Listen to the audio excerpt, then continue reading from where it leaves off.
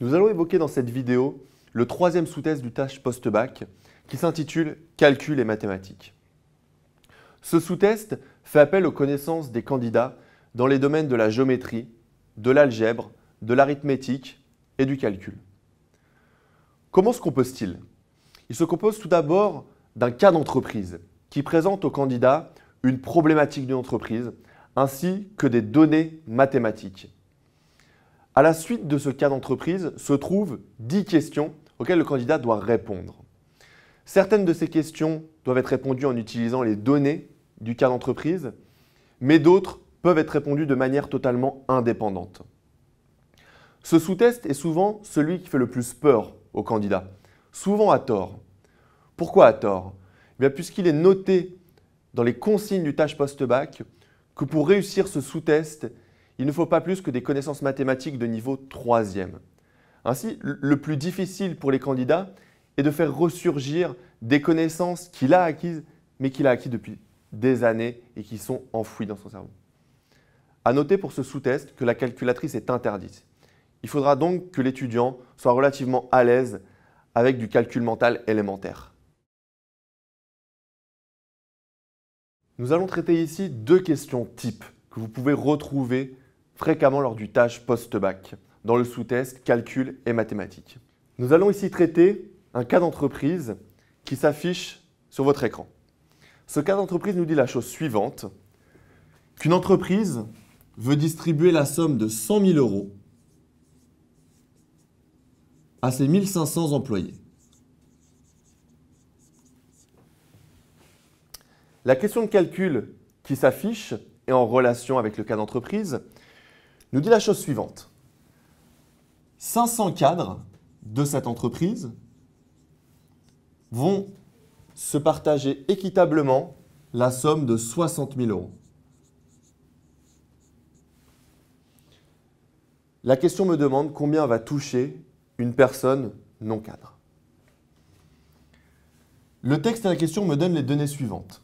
Je sais qu'il y a 500 cadres pour 1500 employés dans l'entreprise. Je sais donc que 1000 personnes ne sont pas cadres. Ces 1000 personnes vont se partager la part du gâteau restant qui est de 40 000.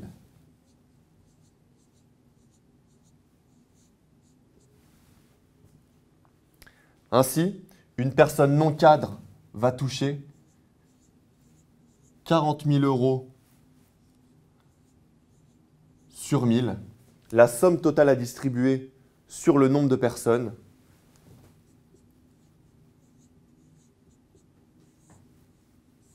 qui est égale à 40 €.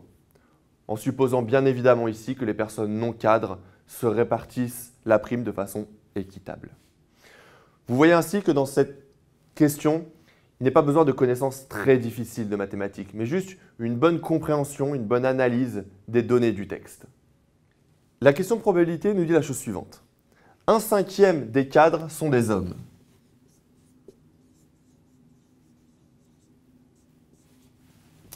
Nous avons aussi une autre donnée que 1/4 des non-cadres sont des femmes. Nous voulons savoir si on tire une personne au hasard dans l'entreprise, quelle est la probabilité que cette personne soit une femme. Nous savons, par le cas d'entreprise précédent, qu'il y a en tout 1500 employés.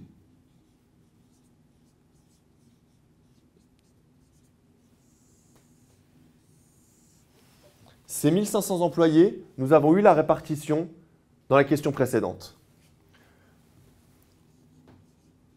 Nous avons 1000 personnes non cadres et 500 cadres. Ainsi, en recoupant ces 2 informations, nous savons que dans les 1000 personnes non cadres, nous en avons 1/4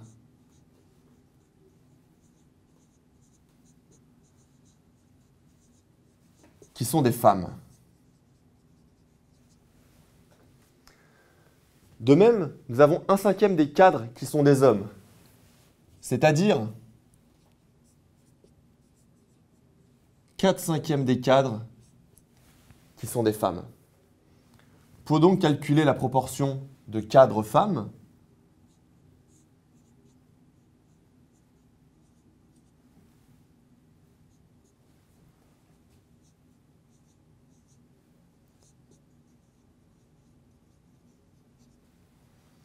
nous avons donc 250 femmes non cadres et 400 femmes cadres dans l'entreprise, c'est-à-dire «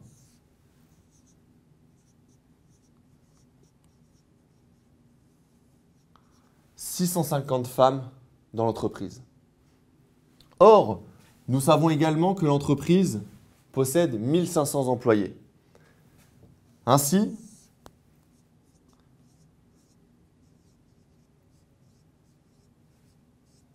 pour trouver la solution, il nous suffit de réaliser la division suivante, 650 divisé par 1500.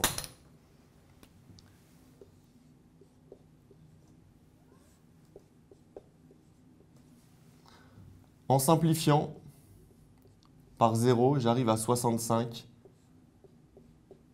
sur 150.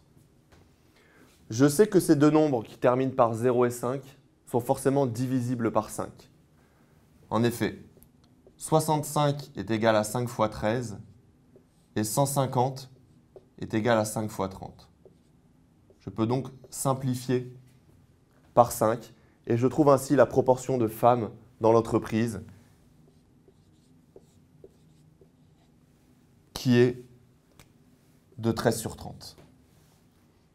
Ainsi, rien de bien compliqué. Juste une bonne compréhension et une bonne analyse des données précédentes tirées du cas d'entreprise et de la question précédente qui m'ont aidé à résoudre cette question. Il y a certains éléments de méthode que vous devez absolument maîtriser pour bien réussir ce sous-test. Le premier, et vous l'avez compris, est de faire les questions dans l'ordre. Vous l'avez vu, certaines questions sont interdépendantes. Vous ne pourrez donc pas y répondre en ayant lu, voire même résolu les questions précédentes. Aussi, nous vous conseillons, dans la lecture du cas d'entreprise, d'extraire rapidement les données essentielles de ce cas. Il n'y en a pas beaucoup et il faut que vous les retrouviez pour la suite en un coup d'œil. De la même manière, dans les questions résolues dans ce sous-test, entourez très rapidement les informations essentielles qui ressortent de ces questions. Vous en aurez besoin pour certaines questions à la suite. Enfin, vous devez vous aider certaines fois des réponses pour les tester ou pour vous rassurer. Aidez-vous aussi des réponses qui sont des éléments importants. Quand vous lisez la question, lisez aussi en même temps les réponses. Le premier conseil que nous pouvons donner aux candidats qui préparent cette épreuve est d'abord de démystifier ce sous-test. Ce sous-test fait en général peur aux candidats, mais à tort. En réalité, il nécessite des connaissances mathématiques uniquement de 3e. La seule difficulté, si je puis dire, pour les candidats revient à aller extraire ces connaissances en général enfouies au fond du cerveau. Le deuxième conseil, et peut-être le plus important que je pourrais vous donner, est de connaître le cours sur le bout des doigts. Il y a des choses très simples, mais que vous devez maîtriser. Les règles et les formules géométriques, les puissances et les racines carrées, la résolution d'équations, certaines formules comme la vitesse, la moyenne.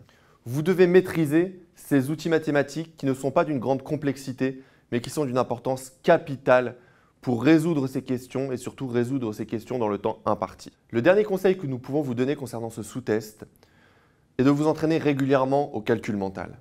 Vous le savez, l'usage de la calculatrice est interdit durant cette épreuve.